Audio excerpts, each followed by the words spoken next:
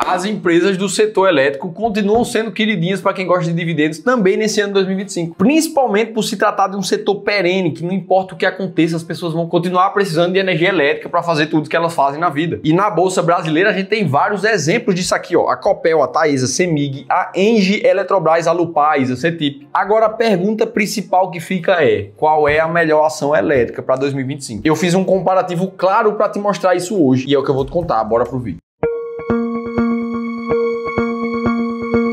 Beleza, que esse aqui é um bom setor para a gente investir, a gente já está cansado de saber, existem várias notícias falando sobre isso. Só que o grande ponto que eu sempre trago é que você vai filtrar ali, quais são as empresas do setor elétrico na Bolsa de Valores do Brasil? Aí você encontra uma lista que tem mais de 30 empresas diferentes, inclusive cada uma delas com um foco em um setor de atuação diferente também. Afinal de contas, a energia elétrica, para ela chegar na sua casa, na sua empresa, ela antes precisou ser gerada, depois transmitida, depois distribuída, num ciclo que forma justamente a divisão do setor elétrico do nosso país. E aí, beleza, você começa a entender que isso aqui é diferente para cada uma das empresas, e aí já começa a ficar a dúvida. Tá, então se o setor elétrico pode ser bom para dividendos, mas se tem mais de 30 empresas disponíveis na bolsa, quais delas eu vou escolher? Vou comprar todas? Ou não vou comprar nenhuma? Ou vou comprar as mais faladas, as mais famosinhas? O fato é que precisa de algum racional para te ajudar a saber qual comprar e qual vender. Vamos fazer o seguinte, vamos fazer uma comparação rápida entre elas para ver se a gente já tira alguma conclusão aqui. Para isso, vamos até usar o site Investidor 10 aqui, que ele tem essa ferramenta de comparação de ações e coloca aqui de lado várias empresas do setor elétrico da bolsa. Então, por exemplo, se você for olhar para a métrica de preço sobre lucro, a Cemig nesse momento é uma das mais baratas para quem olha para essa métrica ali. Agora, olhando para o preço por valor patrimonial, a gente vê a Eletrobras na frente, mesmo com o PL praticamente do dobro da Cemig. Já quando a gente fala de retorno sobre o capital dos sócios, o ROI, a gente está falando da Engie aqui disparadamente sendo a melhor de todas, sendo que a própria Eletrobras ali do PVP baixo, ela tem um ROI de mais ou menos 8. E por último aqui, o que muito interessa a muitos investidores, o dividend yield, a gente vê a Cemig aqui com um pouco mais de 12, enquanto a Eletrobras está com 3, CPFE com 8, EQTL com 1, a Engie ali na casa de 7,5 e algumas outras empresas aqui. Então assim, à primeira vista, o que a gente vê é que cada uma das métricas aponta para uma ação diferente. E isso porque a gente nem olhou para tanta coisa assim. Por exemplo, a dívida de cada uma dessas empresas não está listada nessa tabela. E aí dá para a gente sair aprofundando esse tipo de análise. Por exemplo, colocando Taesa, Cemig, CPFE, Copel e Eletrobras aqui, a gente consegue ver a curva de rentabilidade de cada uma delas, quem mais rendeu nos últimos 10 anos. Com a Eletrobras na frente disparado, por exemplo. Então você pode olhar para isso aqui e já dizer, opa, então a Eletrobras ela tem que sair na frente, porque a rentabilidade dela foi melhor. E já é mais informação você colocando na sua análise. Agora, já quando o termo é evolução de receita dessas empresas, a gente vê a Taesa ali ganhando delas na linha vermelha ali, um aumento de 155% de receita de 2015 para cá. Agora, quando o assunto é dívida, o que a gente vê é, pelo menos em termos de dívida líquida sobre patrimônio, a empresa menos endividada aqui é a Cemig de todas elas. Então, poxa, mais uma vez a gente vê uma briga aqui entre os indicadores, e se o investidor não tiver uma cesta de indicadores muito claros e comprovados que funcionam para ele atuar em cima deles, o que vai acabar acontecendo é que você vai comprar todas, ou não vai comprar nenhuma. E é justamente nessa busca de tentar decidir qual ação comprar, quando comprar e como fazer isso, que a gente aqui no Clube do Valor desenvolve as nossas estratégias de investimento sistemática, como por exemplo a máquina de dividendos, que se baseou em algumas literaturas internacionais, como essa que está na tua tela, por exemplo, do livro chamado Fique Rico com Dividendos, e que foi reforçada por todo o nosso time do Clube do Valor com os estudos que a gente desenvolveu no mercado de dividendos aqui na Bolsa do Brasil, até chegar numa linha de raciocínio que nos mostre claramente o que é que a gente tem que olhar para decidir comprar ou não empresa. Para a máquina de dividendos, são ações que têm liquidez mínima diária de 3 milhões de reais, lucro positivo no último trimestre e crescente nos últimos 3 anos, limites saudáveis de payout, não adianta ela fugir disso também, empresas com menor volatilidade, ou seja, menor risco, e claro, empresas com altos dividendos pagos nos últimos 36 meses. E aí quando a gente foi testar essa forma de investir, baseado nas 10 empresas que mais pagam dividendos da bolsa, o que a gente vê é um resultado da máquina de dividendos muito acima do índice Bovespa, chegando a quase 10 vezes mais o valor capitalizado ao longo dos últimos 20 anos. E é justamente assim, com base em estratégias comprovadas, que a gente aqui no Clube do Valor já ajudamos os nossos clientes de gestão e consultoria de investimentos a investir mais de 3 bilhões de reais. Inclusive com uma estratégia ainda mais assertiva do que essa da máquina de dividendos e que é responsável por 93% 3% do sucesso dos investidores no longo prazo. Tudo também baseado em estudos, como tá aí na tela para você. E o mais legal é que você pode entender como é que essas estratégias podem te ajudar de forma individual, no teu caso específico, através de uma consultoria gratuita, onde você vai ter uma reunião de 1 hora com um dos nossos especialistas treinados para a gente entender o teu caso e como é que você pode investir melhor agora em 2025. Para você participar, faz a leitura desse QR Code que tá aqui na tela, vai aparecer agora para você, ou clica no primeiro link da descrição do vídeo, se inscreve que a gente vai entrar em contato contigo. Beleza, vamos aplicar então os critérios da máquina de dividendos para ver qual das empresas elétricas então faz mais sentido para 2025. O primeiro critério é o de liquidez mínima diária de 3 milhões de reais por dia. Ah, Felipe, mas por que 3 milhões por dia? Porque essa daqui é uma quantia que dá mais segurança para que você possa comprar e vender essa empresa num preço justo a qualquer momento. Além disso, torna muito mais difícil a manipulação de mercado por agentes do mercado, que muito provavelmente tem muito mais bala na agulha do que todos nós. Então esse filtro aqui é básico e precisa acontecer. O fato é que todas as empresas elétricas que a gente está analisando aqui no vídeo, Copel, Taesa, Cemig, Engie, Eletrobras, Alupar e ISA-CETIP, todas elas têm uma liquidez diária acima de 3 milhões de reais. Mas também não quer dizer que quem tem uma liquidez maior do que outra empresa aqui seja melhor uma do que a outra. O que a gente quer é somente cortar quem não tenha mais de 3 milhões nesse critério. Aí vamos para o critério número 2. Esse aqui eliminou muita gente. Lucro positivo e crescente nos últimos 3 anos para todas as empresas. A gente vai ter casos como a Copel, por exemplo, que até tá parecendo que nos últimos 3 anos está com lucro crescente, só que como a gente não tem a informação de 2024 fechada ainda, que só vai acontecer quando a empresa divulgar o 4º trimestre de 2023, a Copel, nesse momento, não passa no filtro de lucros crescentes, porque ela teve uma redução muito forte de lucro ali em 2022, comprometendo aqui a entrada dela na estratégia. Caso muito parecido aconteceu com a Taesa, que encolheu seus lucros de 2021 para frente, com a Eletrobras, que também encolheu os lucros ali depois de 2021. A gente só vai saber se ela vai ter 3 anos crescentes quando fechar 2024. A Alupar também não passa, tá encolhendo lucro desde 2021. E a ISA-CETIP, que também provavelmente vai entrar nesse próximo ciclo que ela fechar 2024, mas por enquanto ainda não passa nesse critério, porque reduziu muito o lucro desde 2020. As únicas empresas que vão passar desse filtro são a Cemig, que a gente já consegue ver uma curva de lucro completamente diferente das outras empresas. Ela praticamente é um reloginho crescendo um pouquinho todos os anos. É esse tipo de empresa que a gente quer ter, principalmente quando a gente fala de dividendos. E também é o caso da Engie, que desde 2021 vem crescendo seu lucro ano após ano. Então aqui a gente estava com 6 empresas, agora a gente está com somente 2 para fazer análise. Agora, o próximo passo é a gente entender como é que está o pagamento de dividendos dessas empresas nos últimos 3 anos. Ah, Felipe, então